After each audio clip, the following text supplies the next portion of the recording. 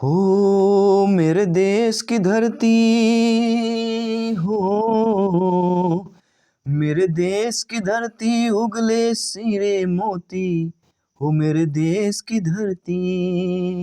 जय हिंद, वंदे मातरम। सभी भावी अध्यापक अध्यापिकाओं का वेलकम, अभिनंदन है टीटी फैमिली शिक्षकों के परिवार जायसवाल कोचिंग सेंटर पर, पावर्ड बाय शिक्षा ही प्रकाश है। साथियों, अंतिम मौका है आप सभी के लिए, सिलेक्शन पाने का सुनहरा अवसर है और इस अवसर पर आज हम बात करेंगे आपके सिलेबस के अकॉर्डिंग, आपके एग्जाम पैटर्न के अकॉर्डिंग पर्यावरण अध्ययन के प्रैक्टिस पेपर, अभ्यास प्रश्न पत्र, मॉडल पेपर की बात करेंगे और यह पार्ट नंबर आपका 25 है बाई जायसवाल सर। जी हाँ, ये आपके सारे प्रश्न संभावित हो सकते हैं, कुछ प्रश्न संभावित हो सकते हैं, कुछ कहा नहीं जा सकता। ये 30 के 30 प्रश्न आपके संभावित हो सकते हैं। तो चलिए, इस प्रैक्टिस पेपर को शुरुआत करने के पहले, इसके पहले जो ऑलरेडी हम प्रैक्टिस पेपर कंप्लीट कर चुके हैं, आई बटन पे आपको लिंक दे दिया गया है। सारे प्रैक्टिस पेपर, जितना भी समय बचा है, ये प्रैक्टिस पेपर अटेंड कीजिए, क्योंकि सारे प्रैक्टिस पेपर आपके सिलेबस के अकॉर्डिंग यहाँ पे बनाए गए हैं, क्रिएट किए हैं। सारे प्रश्न संभावित हो सकते हैं और वादा करता हूँ जिन्होंने प्रैक्टिस पेपर अटेंड किया है 25 का प्लस जो स्कोर है हर प्रत्येक सब्जेक्ट पर लेकर आएंगे। जी हाँ, तो चलिए इस प्रैक्टिस पेपर की शुरुआत करते हैं। पहला प्रश्न आप लोगों की स्क्रीन पर है और 30 में से आप लोगों का फीडबैक क्या है नीचे कमेंट बॉक्स में अवश्य शेयर कीजिएगा। पहला, मध्य प्रदेश में किस स्थान पर जो है सोयाबीन के तेल का उत्पादन होता है? मंडदीप, पुलीखेड़ी, पीथमपुर या मक्सी की बात करेंगे। सभी कमेंट कीजिएगा। जी हाँ, मध्य प्रदेश के किस स्थान पर सोयाबीन के तेल का उत्पादन होता है? वह आपका है मंडदीप। जी हाँ, पहला ऑप्शन सही हो जाएगा। और वीडियो के अंत में ये भी बताएंगे कि जो एग्ज़ाम होंगे, आने वाले जो एग्ज़ाम होंगे, उनके बारे में बहुत ही इंपॉर्टेंट टॉपिक पर भी बात करेंगे, क्योंकि कल से एग्ज़ाम हो रहे हैं। तो वीडियो पे अंत जरूर बने रहे क्लास पर, इस प्रैक्टिस पेपर पर। चलिए दूसरे प्रश्न का फीडबैक जान लेते हैं। मध्य प्रदेश में किस स्थान पर बजाज टेम्पो का कारखाना स्थापित किया गया है?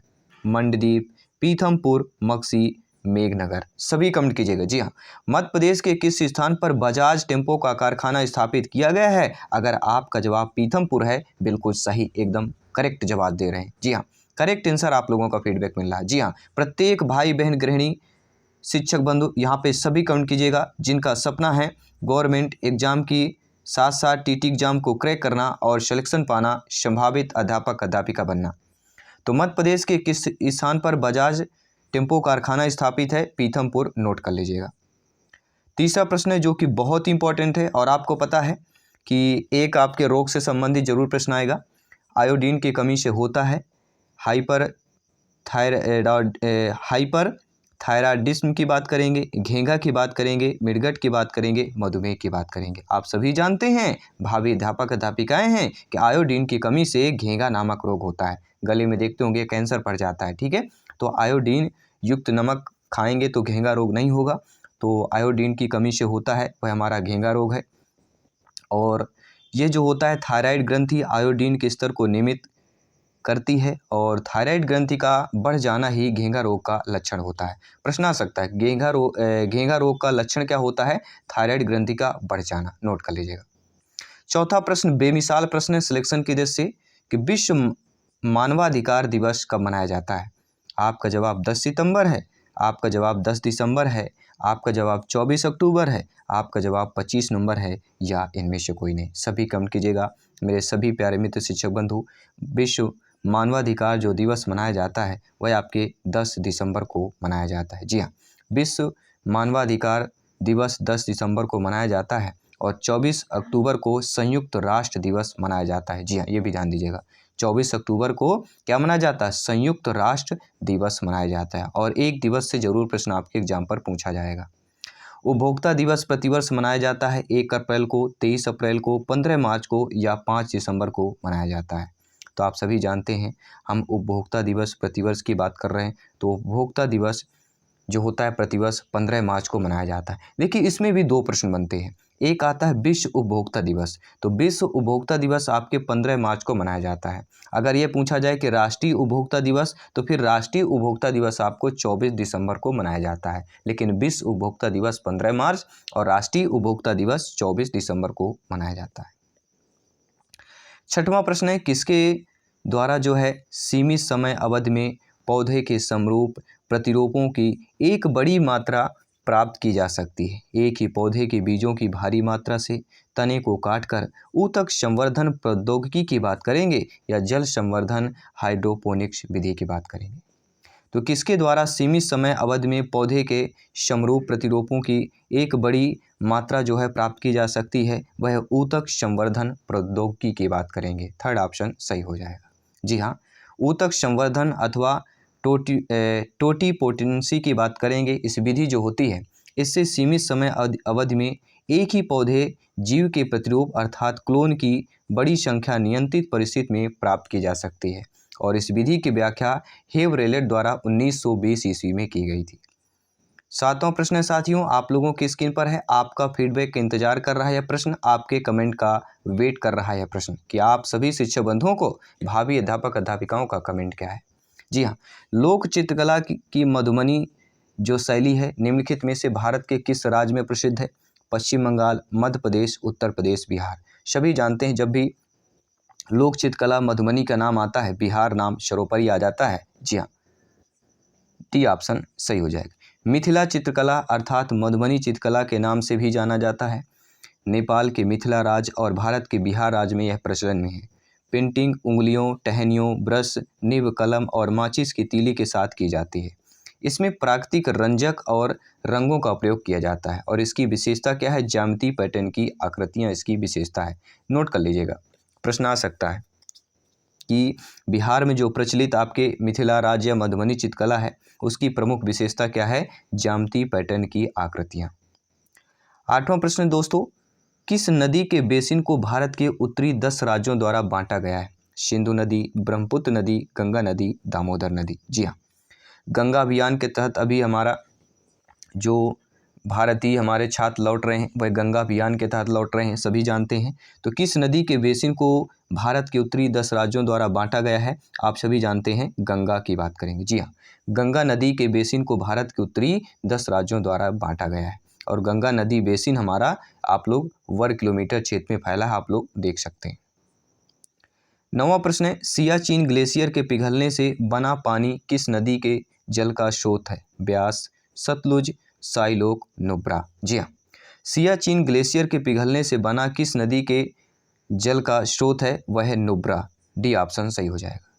ठीक है, क्या बात करेंगे? नुब्रा नदी या स्यांक नदी में यह मिलती है तथा श्योक नदी सिंधु नदी में जाकर मिल जाती है और इस प्रकार से यह ग्लेशियर 74 किलोमीटर लंबा सिंधु नदी तंत्र जो है आपका, ठीक है, तो सिंधु नदी तंत्र की नदियों का मुख्य स्रोत है। यह ग्लेशियर काराकोरम श्रेणी में स्थित है। तो यह काराकोरम जो ग्लेशियर है इससे भी संबंधित कई बार प्रश्न पूछा गया है और हम क्लास पर भी कर चुके हैं। अगला प्रश्न है, दक्षिणी गंगोत्री क्या है? आंध्र प्रदेश में नदी घाटी है, अंटार्कटिका में स्थित स्वचालित स्टेशन है, यह गंगा नदी का दूसरा स्रोत है, यह भारतीय समुद्र में स्थित द्वीप है। जी हाँ, तो दक्षिणी गंगोत्री क्या है सभी यहाँ पे नोट कीजिएगा। तो दक्षिणी जो गंगोत्री है ये अंटार्कटिका में स्थित एक स्वचालित स्टेशन है। बी ऑप्शन सही हो जाएगा। जी हाँ, दक्षिण गंगोत्री अंटार्कटिका में स्थित स्वचालित स्टेशन है। यह भारत का प्रथम शोध केंद्र है। अगर प्रश्न आ जाए कि भारत का प्रथम शोध केंद्र कौन है तो नोट कर लीजिएगा, दक्षिण गंगोत्री अंटार्कटिका में स्थित स्वचालित स्टेशन। और अंटार्कटिका का दूसरा शोध केंद्र मैत्री है। जी हाँ, पहला जो प्रथम शोध केंद्र है आपका गंगोत्री हो गया, फिर आपका दूसरा जो आता है वह क्या आता है? मैत्री आता है और तीसरा शोध केंद्र भारती है। तो गंगोत्री, मैत्री और भारती ये तीनों शोधों को आपको नोट कर लेना है, अपने माइंड पर स्टोर कर लेना है। अगला प्रश्न है, निम्नलिखित में से कौन सा भारत का सबसे अधिक आर्द्र स्थान है? महाबलेश्वर, चेरापूंजी, आपके उट कमंडल की बात करेंगे या मौसिनराम की बात करेंगे? देखिए, सभी जानते हैं कि भारत का जो है सबसे अधिक आर्द्र जो स्थान कहलाता है वह मासिनराम है। किसकी बात करेंगे?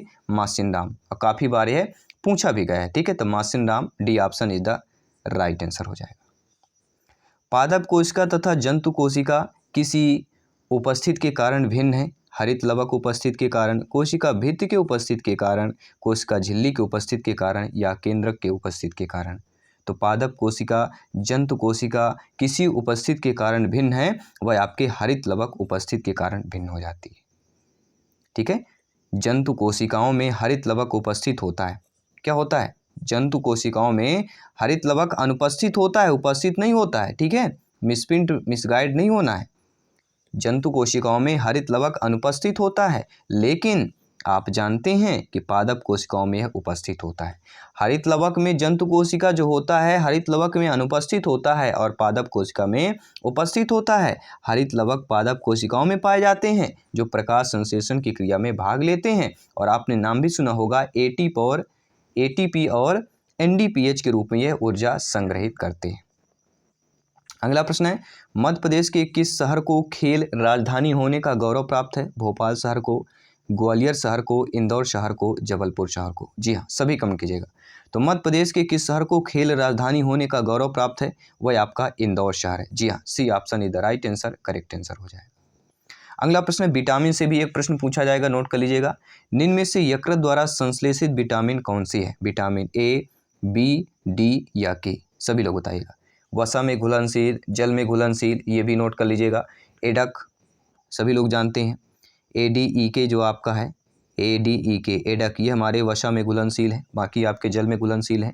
तो यकृत द्वारा संश्लेषित जो विटामिन होता है वह विटामिन के होता है। जी हाँ, विटामिन के या इसका रासायनिक नाम फाइलोक्विनोन एक वसा में घुलनशील विटामिन है। एडक की बात करेंगे ADEK, ये आपके वसा में घुलनशील है। और विटामिन BC है जो होता है वो किस में घुलनशील है? सभी लोग जानते हैं। जी हाँ, जल की बात करेंगे। विटामिन के का संश्लेषण यकृत द्वारा किया जाता है जो थ्रोम्बोपोएटिन के उत्पादन में सहायक है, और यह प्रोथ्रोम्बिन को थ्रोम्बिन में परिवर्तित कर क्या करता है? फिब्रिनोजन का निर्माण करता है। 15वां प्रश्न साथियों, मध्य प्रदेश के एकमात्र आदिवासी खेलकूद विद्यालय की स्थापना कहाँ की गई? पन्ना, दमोह, सीहोर, टीकमगढ़? जी हाँ, मध्य प्रदेश का एकमात्र आदिवासी खेलकूद विद्यालय की स्थापना कहाँ की गई है? आप सभी जानते हैं, वह दोस्तों सीहोर। जी हाँ, नोट कर लीजिएगा।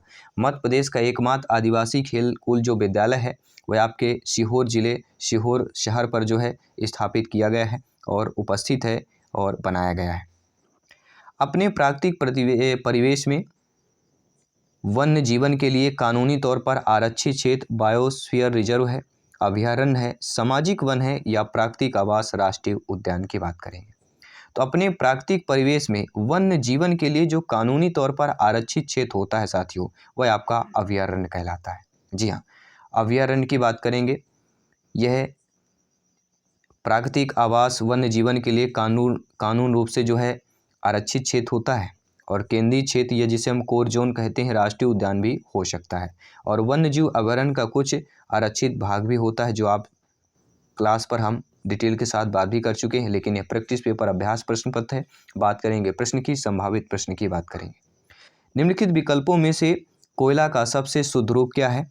एंथ्रेसाइट, काजल, ग्रेफाइट या आपका लकड़ी का कोयला? जी हाँ, प्रत्येक भाई बहन शिक्षक बंधु सभी कमेंट कीजिएगा। सभी मित्रों को जय हिंद, वंदे मातरम, इंकलाब जिंदाबाद। जी हाँ साथियों, एग्जाम को फतेह करना है, आपका प्रत्येक कमेंट इंपॉर्टेंट है, आपका प्रत्येक फीडबैक सर्वोपरि है, सर्वमान्य है। जी हाँ, तो ऐसा विकल्प दिया गया है जो कोयले का शब्द शुद्ध रूप बता रहा है, वह आपका है एंथ्रेसाइट। जी हाँ, कोयले का शुद्ध रूप जो कहलाता है वह एंथ्रासाइट कहलाता है। पहला option is the right answer, correct answer हो जाएगा। अगला प्रश्न है, एक दो प्रश्न सुमेली से संबंधित ही आएंगे जो आपका टाइम ज़्यादा खाएंगे। ठीक है, तो ध्यानपूर्वक प्रश्न को समझिएगा, नहीं बन रहा तो स्किप कर दीजिएगा, जब टाइम बचे फिर उस प्रश्न को कीजिएगा। निम्नलिखित में से क्या सुमेलित है? जेमिनी राय या चित्रकार की बात करेंगे, भुवनेश्वरी कुमार बैडमिंटन खिलाड़ी, अल्लाह राखा या तबला वादक की बात करेंगे, मेधा पाटकर पर्यावरणिक है। देखिए आप सभी जानते हैं कि मेधा पाटकर पर्यावरणिक है और अल्लाह राखा एक तबला वादक है और जेमिनी राय एक चित्रकार है। लेकिन जो दूसरा ऑप्शन दिया गया भुवनेश्वरी कुमार, तो भुवनेश्वरी कुमार की अगर बात करें बैडमिंटन खिलाड़ी, जो कि गलत, क्या सुमेलित है यह आपको बताना है। तो हमारा पहला, तीसरा और चौथा ये हमारे सुमेलित हैं, जो हमारे यहाँ पे सी ऑप्शन आपका दिया गया है। देखिए दूसरा जो दिया गया आपका ऑप्शंस भुवनेश्वरी कुमार और बैडमिंटन खिलाड़ी, देखिए भुवनेश्वरी कुमार एक भूतपूर्व भारतीय स्क्वैश चैंपियन है। क्या है? स्क्वैश चैंपियन, ये ध्यान दीजिएगा। किसकी बात करेंगे? एक भारतीय स्क्वैश चैंपियन है आपके भुवनेश्वरी कुमारी। उनकी उपलब्धियों के लिए उन्हें 1982 में अर्जुन पुरस्कार और 2001 में पद्मश्री से उनको नवाजा गया है। अगला प्रश्न है पीलिया नामक जो अंग का प्रभावी लक्षण होता है, वृक्क, यकृत, अग्नाशय, थायराइड। जी हाँ, पीलिया नामक अंग का जो प्रभावी लक्षण होता है वह क्या होता है, वह यकृत होता है। जी हाँ, नोट कर लीजिएगा, रोग से संबंधित जरूर प्रश्न एक आएगा। तो पीलिया नामक अंग का प्रभावी लक्षण आपका यकृत हो जाएगा। और आप सभी जानते हैं कि पीलिया यकृत संक्रमण रोग का नकारात्मक लक्षण है। यकृत कोशिका से बिलीरुबिन के अत्यधिक स्राव होने का पीलिया होता है और पीलिया को एक्ट्रेस भी कहा जाता है। नोट कर लीजिएगा इस लाइन को, पीलिया को किस नाम से जाना जाता है, एक्ट्रेस के नाम से भी जाना जाता है। अब एक्ट्रेस वो नायिका वाला एक्ट्रेस नहीं है, ठीक है, नोट कर लीजिएगा। कहते हैं ना एक्ट्रेस है, एक्टर या एक्ट्रेस, तो वो वाला एक्ट्रेस आपका नहीं है। निम्नलिखित में से दूषित जल में कौन सी बीमारी होती है, मलेरिया होती है, टाइफाइड होता है, मिजल्स होता है, चिकन पॉक्स होता है। नोट कर लीजिएगा। तो दूषित जल में कौन सी बीमारी होती है, आप सभी जानते हैं, हम बात करेंगे टाइफाइड। जी हाँ, दूषित जल के सेवन से चर्म रोग, पेट रोग, पीलिया, हैजा, दस्त, उल्टियाँ, टाइफाइड बुखार आदि रोग हो सकते हैं। गर्मी और बरसात के दिनों में इनके होने का खतरा ज़्यादा होता है।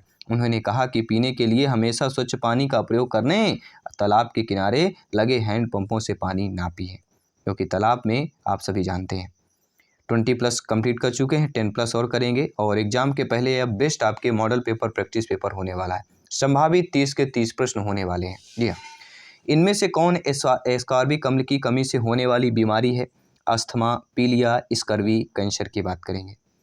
तो एस्कॉर्बिक अम्ल की कमी से होने वाली जो बीमारी कहलाती सभी परिचित हैं, स्कर्वी की बात करेंगे, विटामिन सी की बात करेंगे। जी हाँ, विटामिन सी का रासायनिक नाम एस्कॉर्बिक अम्ल है और इसी के कमी से आपका स्कर्वी नामक रोग होता है। ठीक है, विटामिन सी के स्रोत खट्टे फल एवं टमाटर जैसी सब्जियां होती जिनमें ज़्यादातर खट्टा होता है। विटामिन सी का स्रोत अत्यधिक वह माना जाता है। और अगला प्रश्न है, बहुत ही अच्छा प्रश्न है, बहुत ही सिंपल साधारण सा प्रश्न है, काफ़ी बार पूछा गया प्रश्न है, हजारों बार रिपीटेड हुआ प्रश्न है, संभावित प्रश्न है कि विश्व पर्यावरण दिवस कब मनाया जाता है। सभी बच्चा जानता है, 5 जून को मनाया जाता है। अगला प्रश्न है साथियों, निम्नलिखित में से कौन सा जो कार्य है ग्राम पंचायत का प्रशासनिक कार्य नहीं है, स्वच्छता तथा अपवहन तंत्र उपलब्ध करना, कब्रगाह तथा शमशान उपलब्ध करना, कॉलेज शिक्षा उपलब्ध कराना, या सड़कों, तालाबों और कुआं का आपका अनुरक्षण करना। तो आप सभी लोग जानते हैं। देखिए, ग्राम पंचायत का जो प्रशासनिक कार्य होता है वह होता है स्वच्छ तथा अपवहन तंत्र उपलब्ध कराना, कब्रगाह तथा शमशान उपलब्ध कराना और सड़कें, तालाबों और कुओं का अनुरक्षण करना। लेकिन कॉलेज शिक्षा उपलब्ध कराना यह ग्राम पंचायत का कार्य नहीं होता है। ठीक है, पंचायत राज व्यवस्था के तहत 29 विषयों को शामिल किया गया है। अनुच्छेद 243 के अनुसार स्वच्छता, जल निकास, शमशान, सड़क रख रखाव, प्राथमिक एवं माध्यमिक शिक्षा संबंधी विद्यालय आदि विषय आते हैं। ठीक है, तो कॉलेज और आपका कॉलेज के लिए आपका यह आपके ग्राम पंचायत का कार्य नहीं होता है। ठीक है, अगला प्रश्न है, निम्नलिखित में से किस संविधान के द्वारा इस शहरी स्थानीय निकाय की स्थापना की गई है, 73वां संविधान के द्वारा, 74वां, 71वां या 72वां के द्वारा। तो आप जानते हैं, नहीं जानते हैं तो इस प्रश्न का फीडबैक कीजिए कि किस संविधान के द्वारा इस शहरी स्थानीय निकाय की स्थापना की गई है, वह है आपका 74वां संविधान के द्वारा।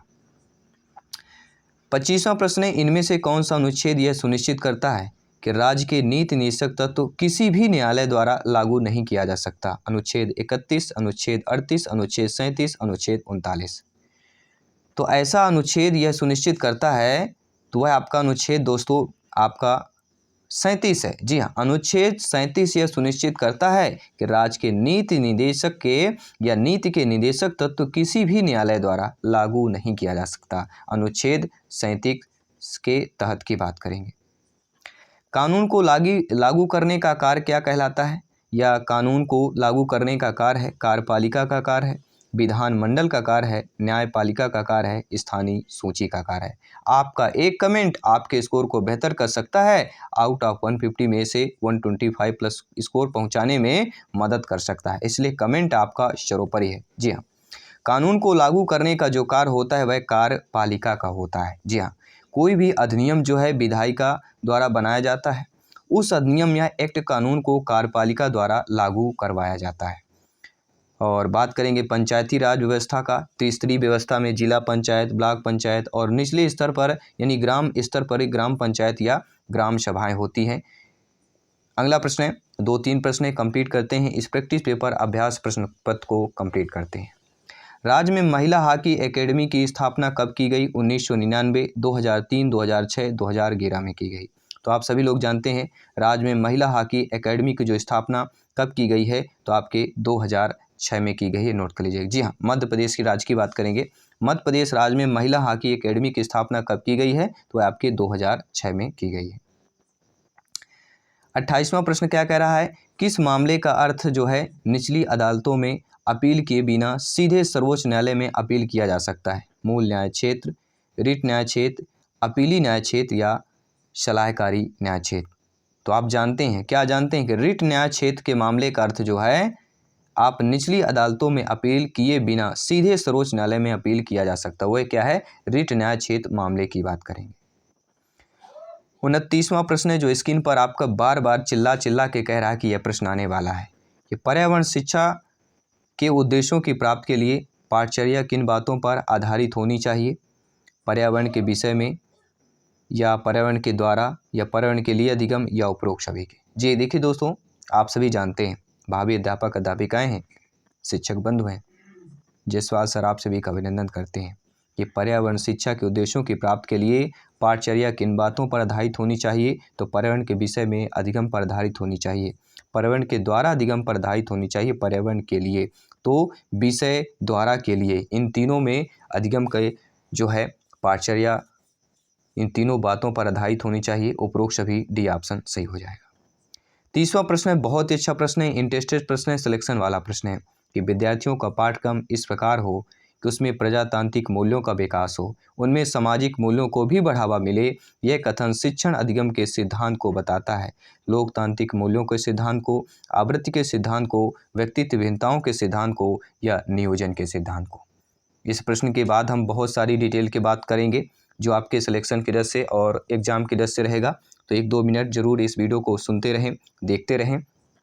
तो विद्यार्थियों का पाठ्यक्रम इस प्रकार हो कि उसमें प्रजातांत्रिक मूल्यों का विकास हो, उनमें सामाजिक मूल्यों का भी बढ़ावा मिले। यह कथन शिक्षण अधिगम के सिद्धांत को बताता है, लोकतांत्रिक मूल्यों के सिद्धांत को बताता है। तो ये हम आज महत्वपूर्ण 30 प्रश्न किए और आगे भी करते जाएंगे जब तक आपका एग्ज़ाम कंप्लीट नहीं हो जाता। और जितने भी भाई बहन शिक्षक बंधु का कल का एग्ज़ाम है, कल का एग्ज़ाम बेहतरीन, ठीक है, निसंकोच देना है, कोई डर भाव नहीं करना है, बेहतरीन जो आपका, ठीक है, ID वाईडी सारा कुछ है, अपना अभी शाम से रख लेना है, सुबह एक बार चेक कर लेना है, सारा कुछ बेफिक्र फ्री माइंड में होकर जाना है, स्वच्छ वातावरण का, ठीक है, वायु लेकर स्वच्छ बढ़िया बेहतरीन, कोई टेंशन मुक्त जाना है। बिल्कुल आप सिलेक्शन लेकर आएंगे, सिलेक्शन का झंडा गाड़ के आएंगे, ये जायसवाल सर का वादा है और आप सभी वादा है, क्योंकि शिक्षक जो आप लोग शिक्षक बंधु हैं और तैयारी कर रहे हैं बहुत समय से, वो मेहनत करने का वक्त आ चुका है। और सभी से निवेदन है, टेलीग्राम ऐप से जरूर जुड़ जाएं। टेलीग्राम ऐप पे हमारे सर्च करें जायसवाल कोचिंग सेंटर, जो ग्रुप है, चैनल है, उस पर जुड़ जाएं और उस पर जो भी आपके कल एग्जाम पे अपने जो भी क्वेश्चन हों, ठीक है, उन क्वेश्चनों को शेयर करना है, ठीक है। तो हम पूरा कंक्लूजन करेंगे कि इस आज के पेपर पर क्या क्या प्रश्न प्रमुख पूछे गए, किस टॉपिक पर पूछे गए, तो डेली हम ये बात करने वाले हैं इसी यूट्यूब चैनल के माध्यम से, ठीक है। तो टेलीग्राम पर सभी जो क्वेश्चन मटेरियल हो सभी आप लोग यहाँ पे सेंड कीजिएगा और मेरा व्हाट्सएप नंबर है, व्हाट्सएप पे भी आप लोग डायरेक्टली सेंड कर सकते हैं 831988622412, ठीक है। जितने भी, ठीक है, आप लोग बेवजह परेशान करने के लिए मत कीजिएगा, क्योंकि आप भी जानते हैं अगर आपको कोई परेशान करें, ठीक है, तो आपको अच्छा नहीं लगता है, ठीक है। तो जो क्वेश्चन आए आप क्वेश्चन सेंड कर सकते हैं, जो भी प्रॉब्लम हो पूछ सकते हैं, बिल्कुल नहीं बेफिक्र, क्योंकि ये जो हम हैं ये आपके परिवार है, आवर फैमिली है, ठीक है। और शिक्षकों का परिवार आप सभी जानते हैं, अगर कोई प्रॉब्लम है तो ज़रूर पूछ सकते हैं, बेफिक्र हम कमेंट करेंगे आपके लिए। और टेलीग्राम से ज़रूर जुड़े। और अगर आपने हमारे इंस्टाग्राम पर जायसवाल सर अपने TT फैमिली को फॉलो नहीं किया तो जायसवाल कोचिंग सेंटर को इंस्टाग्राम पे जाकर जरूर फॉलो कीजिएगा। मैं आपके साथ जायसवाल सर। चलिए, सभी को शुभकामनाएं देता हूं जिनका कल एग्जाम है, बेहतरीन जाइए। माँ सरस्वती की अभिनंदन प्रार्थना है, आप लोगों का सपना साकार हो, आप लोगों के माता पिता का सपना साकार हो और आप लोग सिलेक्शन लेकर आएँ। जय हिंद, वंदे मातरम, धन्यवाद सभी।